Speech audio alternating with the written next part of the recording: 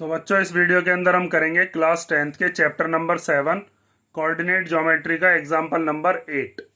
तो एग्जाम्पल 8 हमें क्या दिया है, find the coordinate of the points of trisection. ये ट्राइसेक्शन वर्ड को ध्यान से देखना है आपको। बाइसेक्ट आप पढ़ के आए होंगे, बाइसेक्ट का मतलब क्या होता है। ऐसे ही हम देखेंगे ट्राइसेक्ट क्या होता है। That is point dividing in 3 equal parts of the line segment joining the points A and B. हमसे कहा है कि मान लीजिए आपके सामने एक लाइन है और उस लाइन को हमने कौन कौन से पॉइंट्स को ज्वाइन करके बनाया है, ए पॉइंट को और बी पॉइंट को। इन दोनों पॉइंट्स को ज्वाइन करती हुई जो लाइन है उसको ट्राइसेक्ट करने वाले, मतलब इस लाइन के 3 बराबर हिस्से करने वाले जो पॉइंट्स हैं उनके कोऑर्डिनेट्स को फाइंड करिए। तो 3 बराबर हिस्से करने के लिए आपको कितने पॉइंट चाहिए, 2 पॉइंट चाहिए बस। जैसे एक पॉइंट मान लेते हैं हम पी पॉइंट और एक पॉइंट कौन सा ले लेते हैं, क्यू। तो अब इसके 3 हिस्से हो गए, एक ए पी, एक पी क्यू और एक बी क्यू। जैसे बाइसेक्ट क्या होता था, 2 बराबर हिस्से, ऐसे ही ट्राइसेक्ट क्या होता है, 3 इक्वल पार्ट्स, मतलब 3 बराबर हिस्से। तो हमें ए पॉइंट के तो कोऑर्डिनेट बताए हैं, क्या दिए हैं, 2, -2। और बी पॉइंट के कोऑर्डिनेट्स क्या दिए हैं, -7, 4। ये हमको दोनों के दोनों कोऑर्डिनेट्स दे रखे हैं और हमें पी पॉइंट के और क्यू पॉइंट के कोऑर्डिनेट्स को फाइंड आउट करके लाना है। तो इसको करने का मेथड क्या है, देखो सबसे पहले जो इसने हमसे यहाँ पर ये जो ट्राइसेक्शन दे दिया, इससे इसने हमारी क्या हेल्प कर दी कि जितनी लेंथ यहाँ से यहाँ तक है ए पी, उतनी ही पी क्यू है और उतनी ही क्यू बी है। मतलब अगर मान लीजिए पूरी की पूरी लाइन अगर आपकी 15 सेंटीमीटर की है तो ये वाला भी 5 सेंटीमीटर का हिस्सा है, ये वाला भी 5 सेंटीमीटर का और ये वाला भी 5 सेंटीमीटर का। ये तीनों हिस्से बराबर है। वहां से हम साइड्स का रेशो बना सकते हैं, ये जो लेंथ है इन तीनों का रेशो। तो पहले आप इसके अंदर क्या लिखोगे कि हमें कौन कौन से पॉइंट हमने माने हैं उनको लिख लेते हैं। चलो पहले कि let P and Q be the points of trisection, be the points of trisection. और ट्राइसेक्शन के पॉइंट्स किसके हैं, ये ए बी वाली लाइन के। ठीक है, तो इसका मतलब क्या है, इसका मतलब ये है कि ए पी, पी क्यू और क्यू बी, ये तीनों की तीनों आपस में कैसी होंगी, इक्वल होंगी। और जब ये तीनों की तीनों इक्वल होंगी तो हम ये भी कह सकते हैं कि इन तीनों का रेशो 1 होगा। वो चीज कैसे लिख सकते हो आप, जैसे कि अगर ये मान लिया जाए, आपसे ये कह दिया गया कि मान लीजिए 15 सेंटीमीटर की थी पूरी की पूरी लाइन, और ए पी, पी क्यू और क्यू बी, ये तीनों की तीनों बराबर भी हैं। मान लिया ये कितने सेंटीमीटर की है, 5 सेंटीमीटर की।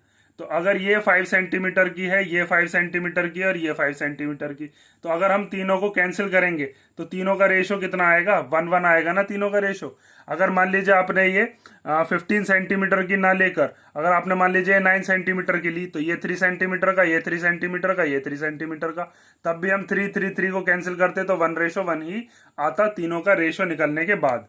तो यहां से आप क्या चीज कह सकते हो, यहां से हमें एक चीज पता चली कि ए पी का, पी क्यू का और क्यू बी का, इन तीनों का रेशो कितना होगा, 1:1:1 होगा। ठीक है, अब देखो हमारे पास जो सेक्शन फॉर्मूला होता है, सेक्शन फॉर्मूला से हम कोऑर्डिनेट्स निकालेंगे।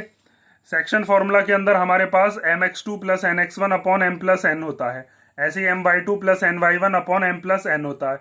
तो मेरे पास m और n नहीं है, x1 और x2 हैं और y1 और y2 भी हैं। भाई इन दोनों को मैं क्या मान लूंगा, इसको मैं मान लेता हूँ x1 y1 और इसको क्या ले लेते हैं हम, इसको ले लेते हैं x2 और y2। तो अगर मुझे P पॉइंट के कोऑर्डिनेट निकालने हैं तो मुझे पहले ये पता करना पड़ेगा कि ये P पॉइंट इस ए बी लाइन को किस रेशो में डिवाइड कर रहा होगा।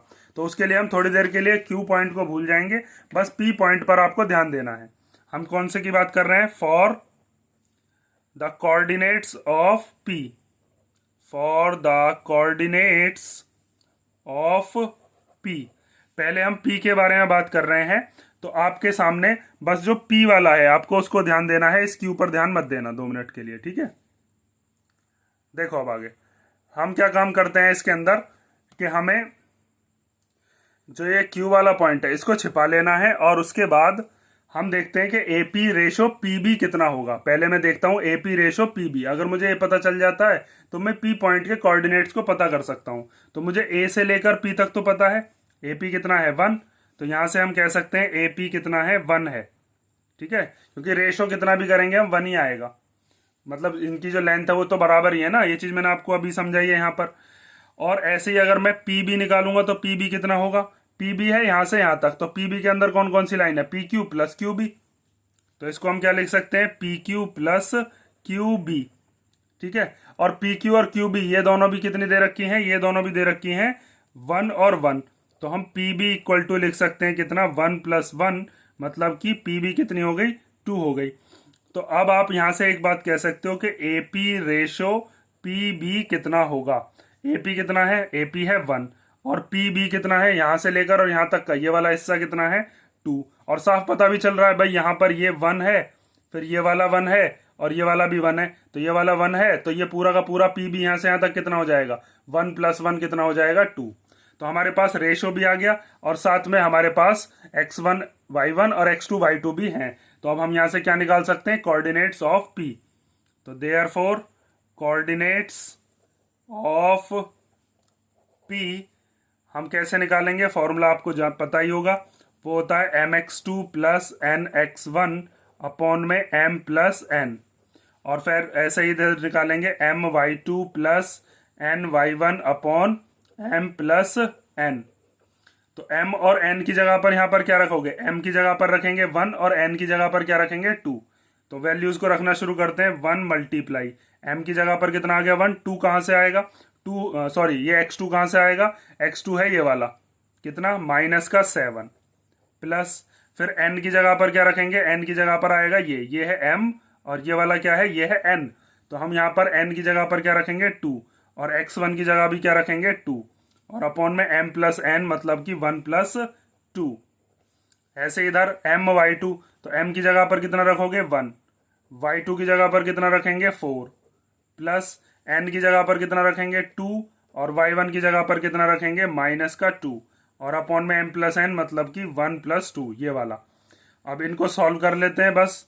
तो ये हो जाएगा हमारे पास माइनस का 7, भाई 1 7 जा 7 होते हैं, माइनस का 7 आ गया।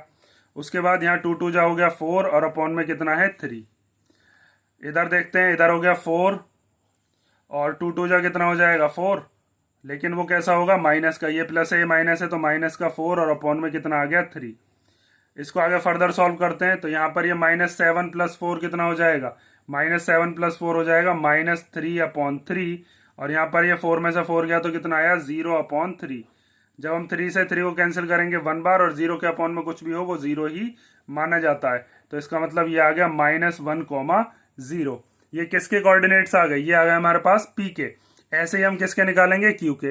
जब हम q के निकालेंगे तो हम p वाले को छिपा लेंगे। तो इस बार हमें क्या क्या चाहिए, इस बार मुझे चाहिए यहाँ से यहाँ तक का कौन सा AQ, और साथ में ये वाला QB, ये हमारे पास है ही कितना 1। तो आपको पता चल रहा होगा AQ पूरा का पूरा कितना है, AQ होगा 2 और QB होगा 1, तो 2:1। इस बार ये जो रेशो है ये घूम जाएगा।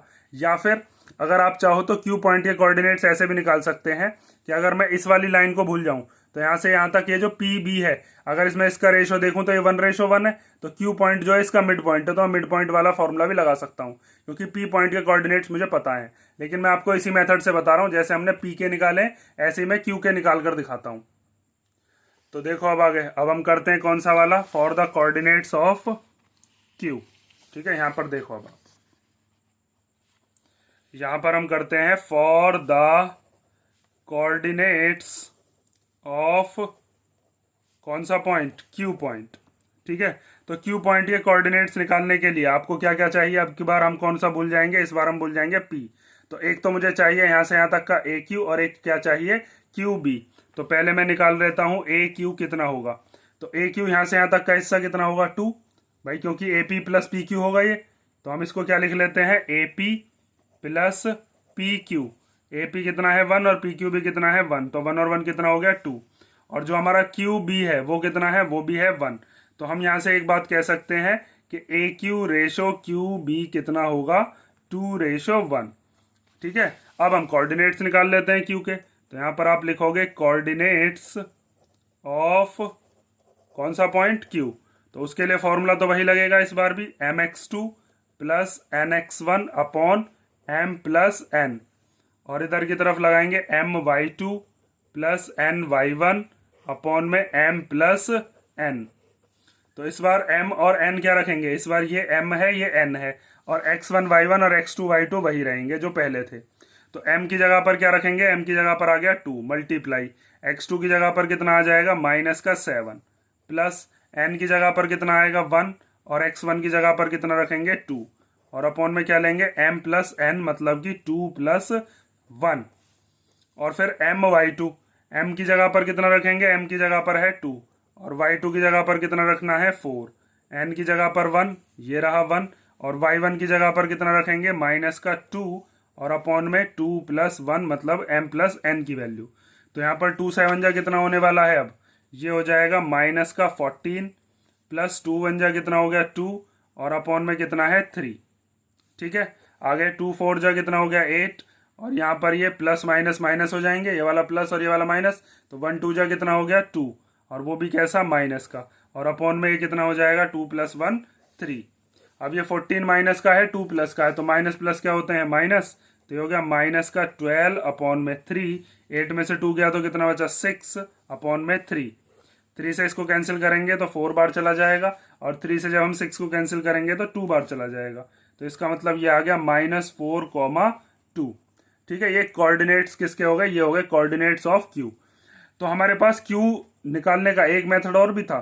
ठीक है, वो मेथड भी मैं आपको बता देता हूँ, 1 मिनट और लगेगी, वैसे आपको बस इतना ही करना है।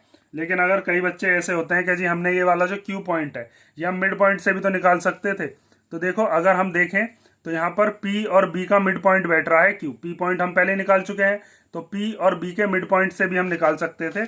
उसके लिए ध्यान से देखो, तो हम यहाँ पर कौन कौन सी लाइन कंसिडर कर रहे हैं, बस यहाँ पर हम ले रहे हैं ये वाली लाइन P B और यहाँ पर बीच में इसके क्या पॉइंट है Q और इनका रेशो क्या है 1:1। तो P पॉइंट के कोऑर्डिनेट तो अभी निकाले थे हमने -1,0 और B पॉइंट के हमें दे ही रखे हैं कितने -7,4। तो मैंने आपको मिड पॉइंट का फॉर्मूला बता रखा है कि अगर हमें कोऑर्डिनेट्स बताने हैं मिड पॉइंट के तो उसके लिए हम क्या करते हैं, सिंपल उसके लिए हम कर देते हैं जो फर्स्ट वाला होता है उसमें फर्स्ट वाले को ऐड कर देते हैं, मतलब -1 प्लस -7 अपॉन में 2। ठीक है, और जो सेकंड वाला होता है उसमें सेकंड वाला ऐड कर देते हैं, मतलब 0 प्लस 4 अपॉन 2। इंट्रोडक्शन जिस बच्चे ने देखा होगा ध्यान से, उसमें मैंने यहाँ पर आपको बताया भी था कि अगर हमारे पास मिड पॉइंट दे रखा है मीन्स रेशो 1:1 है, तो वहां पर हम x2 प्लस x1 अपॉन 2 और y2 प्लस y1 अपॉन 2, या उल्टा लिख लो x1 प्लस x2 अपॉन 2, क्योंकि दोनों है तो ये प्लस में ही, इस वाले में उल्टा मत कर देना। यहाँ पर तो कर सकते हो क्योंकि रेशो क्या है 1:1 ही है, इसके आगे भी 1 है इसके आगे भी 1 है। तो यहाँ पर देखो अब आके ये -1 और -7 कितना हो जाएगा, ये हो गया -8 अपॉन 2 और 0 और 4 कितना हो गया 4 अपॉन 2। इससे इसको कैंसिल करेंगे 4 बार, 4 से इसको कैंसिल करेंगे तो 2 बार, तो Q के कोऑर्डिनेट क्या आए -4,2 आ गए।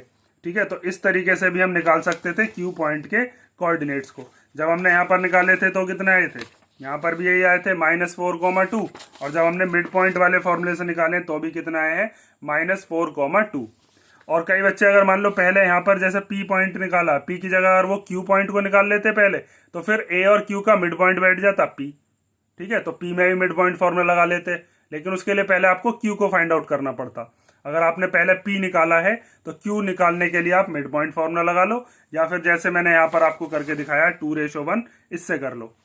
ठीक है, ये हो गया आपका एग्जाम्पल नंबर 8 और इसे कर लो। बाकी हम नेक्स्ट वीडियो में करते हैं एग्जाम्पल 9। इसमें कोई डाउट हो तो आप कमेंट करके पूछ लेना, बाकी नेक्स्ट वीडियो में मिलते हैं।